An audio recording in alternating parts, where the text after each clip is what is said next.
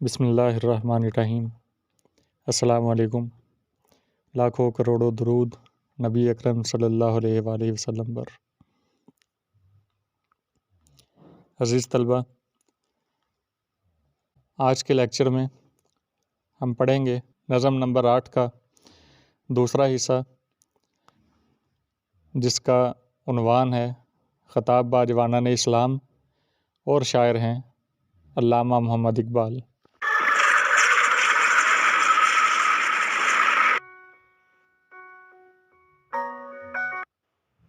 شعر نمبر 4۔ سما الفقر فخری کا رہا شان امارت میں، مآب و رنگ و خال و خط چہ حاجت روئے زیبارہ۔ سما منظر، الفقر فخری فقر میرا فخر ہے، شان امارت حکمرانی کی شان۔ مصرع ثانی فارسی زبان میں لکھا گیا ہے، جس کا مطلب یہ ہے کہ خوبصورت چہرے کو بناؤ سنگھار کی ضرورت نہیں ہوتی۔ مسلمان قوم حکمرانی کی بلندیوں پر پہنچ کر بھی فقر کو ہی اپنے لیے فخر کا سامان سمجھتی رہی۔ سچ کہا خواجہ حافظ نے کہ خوبصورت اور حسین چہرے کو بناؤ سنگھار کی کوئی ضرورت نہیں ہوتی۔ مسلمانوں کی ایک خوبی یہ ہے کہ وہ اللہ کے ہر فیصلے پر خوش رہتے ہیں۔ اللہ تعالیٰ انہیں جس حالت میں رکھے وہ اسی حال میں خوش رہتے ہیں۔ اگر اللہ نے مال و دولت عطا کر دیا تو اس کا شکر ادا کرتے ہیں، اور اگر مال و دولت سے محروم کر دیا تو صبر کرتے ہیں۔ فقر و فاقہ مسلمانوں کو ہمیشہ سے ہی پسند رہا۔ خدا حضرت صلی اللہ علیہ وآلہ وسلم نے بھی فقر کو پسند کیا اور فرمایا الفقر فخری۔ یہ نبی کریم علیہ السلام کی حدیث مبارکہ ہے، جسے علامہ محمد اقبال نے اپنے اس شعر میں بڑی خوبصورتی سے تلمیح کے طور پر استعمال کیا۔ نبی کریم علیہ السلام نے فرمایا کہ فقر میرا فخر ہے۔ شاعر یہ کہتا ہے کہ ان لوگوں نے امیری کی شان میں بھی فقر اختیار کیا نبی کریم علیہ السلام کی تقلید میں۔ قرون اولیٰ کے مسلمانوں نے فقر کو اپنا شیوا بنایا، یہاں تک کہ مسند اقتدار پر بیٹھ کر بھی اس خوبی کو ہاتھ سے نہ جانے دیا۔ ابتدائی دور کے مسلمان نبی کریم صلی اللہ علیہ وسلم کی پیروی میں سادہ اور پر مشقت زندگی گزارتے تھے۔ کردار کی پختگی اور اخلاق کی بلندی کی وجہ سے انہیں ظاہری ٹھاٹھ کی ضرورت پیش نہیں آتی تھی۔ خواجہ حیدر علی آتش فرماتے ہیں کہ تکلف سے بری ہے حسن ذاتی، قبائے گل میں گل بوٹا کہاں ہے۔ خلفائے اسلام فقر کی اسی شان و شوکت کے ساتھ مسند خلافت پر جلوہ فروز ہوتے تھے۔ کرتے پر کئی پیوند لگے ہوتے، رہنے کے لیے کچا مکان ہوتا، لیکن روب و جلال کا یہ عالم تھا کہ بڑی بڑی سلطنتیں ان کے نام سے کانپتی تھی۔ علامہ اقبال فرماتے ہیں کہ مٹایا کیسر و کسریٰ کے استبداد کو جس نے، وہ کیا تھا زور حیدر فقر بزر صدق سلمانی۔ اور فرماتے ہیں کہ نگاہ فقر میں شان سکندری کیا ہے، خراج کی جو گدا ہو وہ کیسری کیا ہے۔ گدائی میں بھی وہ اللہ والے تھے غیور اتنے، کہ منعم کو گدا کے ڈر سے بخشش کا نہ تھا یارہ۔ گدائی فقیری، غیور غیرت مند، منعم امیر آدمی، یارہ حوصلہ بخشش خیرات۔ قرون اولیٰ کے مسلمان محتاجی میں بھی ایسے غیرت مند تھے کہ دولت مندوں کو انہیں کچھ ہدیہ پیش کرتے وقت بھی ڈر لگتا تھا کہ کہیں وہ برا نہ مان جائیں۔ اسلام میں عزت نفس کو بڑی اہمیت حاصل ہے۔ بھیک مانگنا یا کسی کے سامنے دستے سوال دراز کرنا اسلام کی نظر میں بڑا ناپسندیدہ عمل ہے۔ نبی کریم صلی اللہ علیہ وسلم نے فرمایا کہ جس شخص نے ایک وقت کھانا ہوتے ہوئے ہاتھ پھیلایا وہ ہم میں سے نہیں۔ اسلام خودداری سکھاتا ہے۔ اس شعر میں علامہ اقبال نوجوانان اسلام کو قرون اولیٰ کے مسلمانوں کی اسی خوبی غیرت و خودداری کے متعلق بتاتے ہیں۔ اقبال کہتے ہیں کہ مفلسی اور محتاجی میں بھی وہ لوگ بڑے غیرت مند تھے، کسی کے سامنے دستے سوال دراز نہ کرتے۔ ان کی عظمت اور جاہ و جلال کو دیکھتے ہوئے دولت مند ڈرتے تھے کہ اگر ہم نے کوئی ہدیہ ان کی خدمت میں پیش کیا تو کہیں ان کی شان میں گستاخی نہ ہو جائے اور یہ غضبناک ہو کر اسے واپس نہ کر دیں۔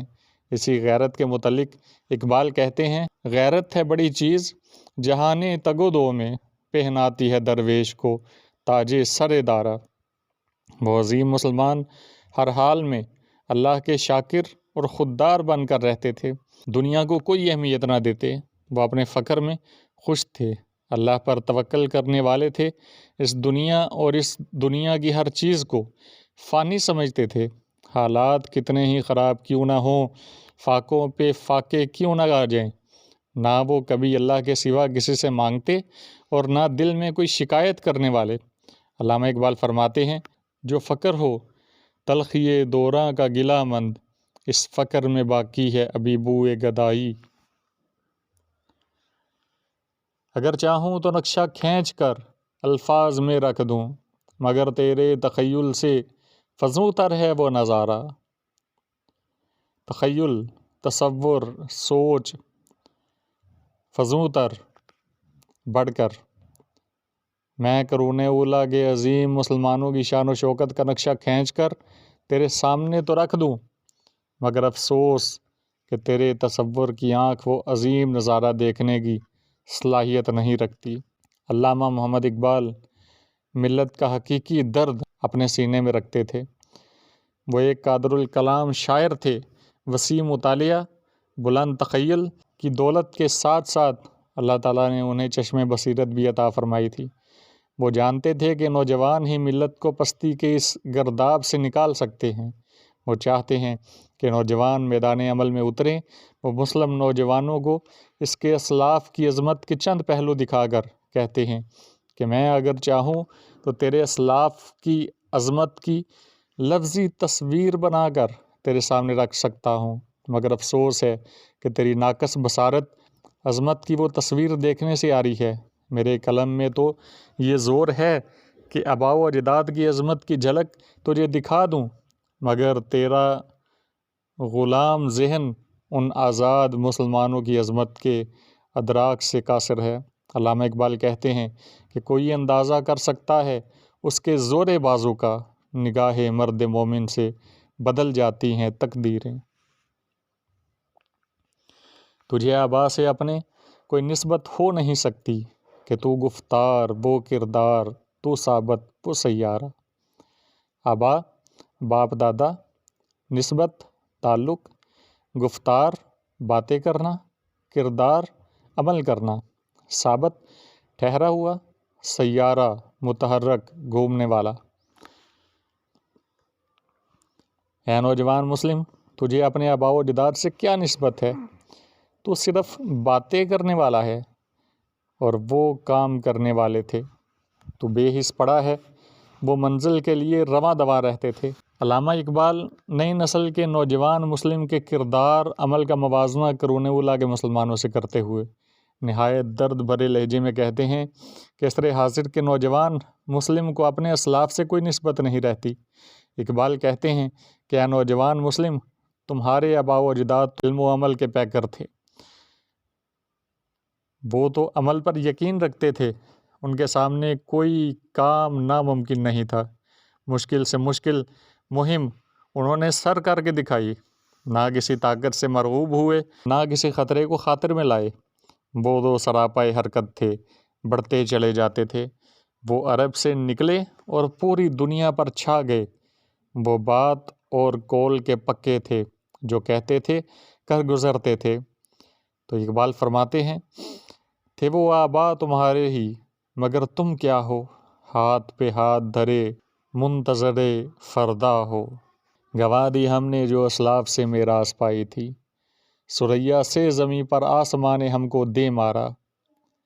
اسلاف، آباء و اجداد، میراث، وراثت، ثریا، انتہائی بلندی،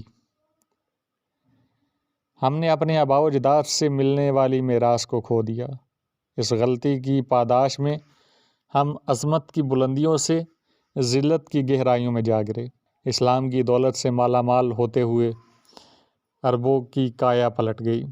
ان کی زندگی کا اب سب سے بڑا مقصد یہی تھا کہ پوری دنیا میں اسلام کا پیغام پہنچا دیا جائے، دنیا کفر و شرک کے اندھیروں کو مٹا کر توحید کے نور سے منور کر دیا جائے۔ وہ دعوت اسلام کا پرچم لے کر اٹھے اور ساری دنیا پر چھا گئے۔ وہ افریقہ کے صحراؤں میں چلتے گئے، وہ مغرب کے کلیساؤں میں پہنچے، وہ ایشیا کے کونے کونے میں پہنچے۔ جیسا کہ اقبال فرماتے ہیں، دی اذانیں کبھی یورپ کے کلیساؤں میں، کبھی افریقہ کے تپتے ہوئے صحراؤں میں۔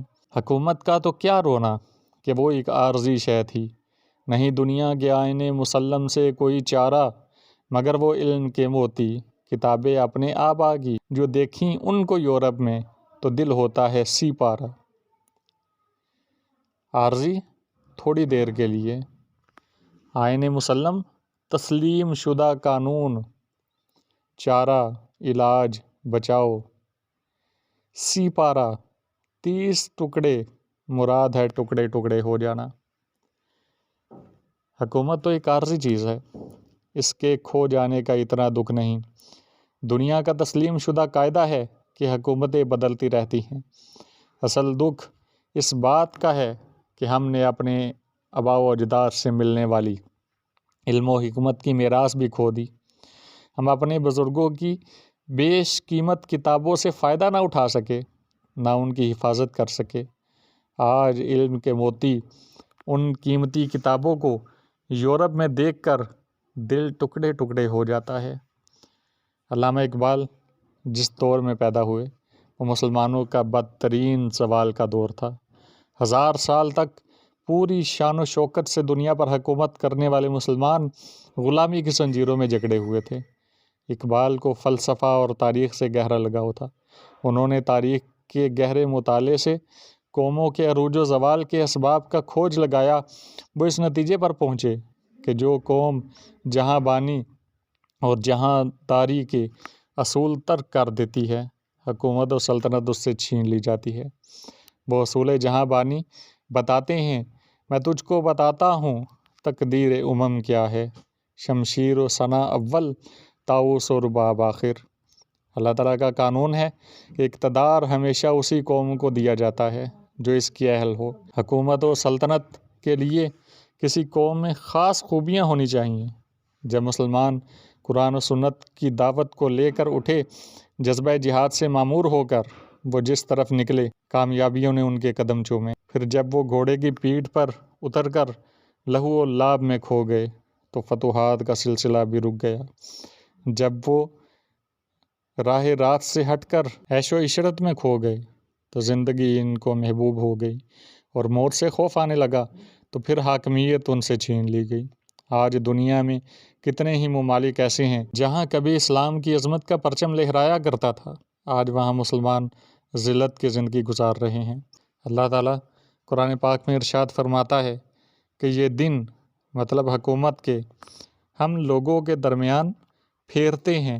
غنی روز سیاہ پیرے کنا، را تماشا کن، کہ نور دیدہ اش روشن، کند چشمے زلیخا را۔ غنی، یہ غنی کشمیری کا شعر ہے، تو یہ ان کا تخلص تھا۔ غنی، روز سیاہ قیامت کے دن، پیر کنا سے مراد ہے حضرت یعقوب علیہ السلام۔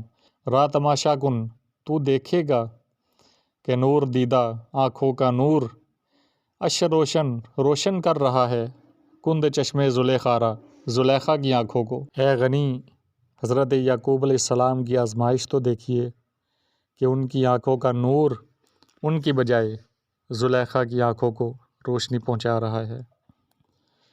اقبال بعض اوقات بات سمجھانے کے لیے فارسی شاعروں کا شعر یا مصرع اپنے کلام میں استعمال کرتے تھے۔ اس عمل کو نظمین کرنا کہتے ہیں۔ اقبال نے اس نظم میں مشہور فارسی شاعر محمد طاہر غنی کاشمیری کا یہ شعر نظمین کیا ہے، اس لیے اس کو واوین میں دیا جاتا ہے۔ تو شعر کا مطلب یہ ہے کہ اے غنی، کنعان کے بوڑھے حضرت یعقوب علیہ السلام کی آزمائش تو دیکھیے کہ ان کی آنکھوں کا نور حضرت یوسف علیہ السلام کے حسن سے زلیخا کی آنکھ روشن ہو رہی ہے۔ غنی کے اس شعر کو حضرت اقبال نے امت مسلمہ کی حالت پر چسپاں کیا ہے۔ یہاں پیر کنعان سے مراد امت مسلمہ، نور دیدہ سے مراد مسلمانوں کا علمی ذخیرہ اور زلیخا سے مراد یورپ ہے۔ شاخ نخل ہے حیران و تہی دست کھڑی، باغ کو لوٹ گئے سیر کو آنے والے۔ جس طرح سے گزشتہ شعر کے اندر اقبال نے فرمایا تھا کہ ہمارے آباء و اجداد کی کتابیں ہمارے پاس نہیں، جبکہ اس سے یورپ کو فائدہ حاصل ہو رہا ہے، اسی طرح سے اس شعر کا مفہوم یہ ہے کہ اے غنی، یعقوب علیہ السلام کا بیٹا یعقوب علیہ السلام کے پاس نہیں، جبکہ وہ زلیخا کی آنکھوں کو روشن کر رہا ہے۔ جس طرح سے مسلمانوں کے آباء و اجداد کی کتابیں مسلمانوں کے پاس نہیں اور یورپ والے اس سے فائدہ اٹھا رہے ہیں، اسی طرح سے یوسف علیہ السلام کے قصے کو، جس کو قرآن پاک نے احسن القصص قرار دیا، علامہ اقبال نے یہاں پر بڑی خوبصورتی سے نظمین کیا۔ بہت شکریہ جی، اللہ حافظ۔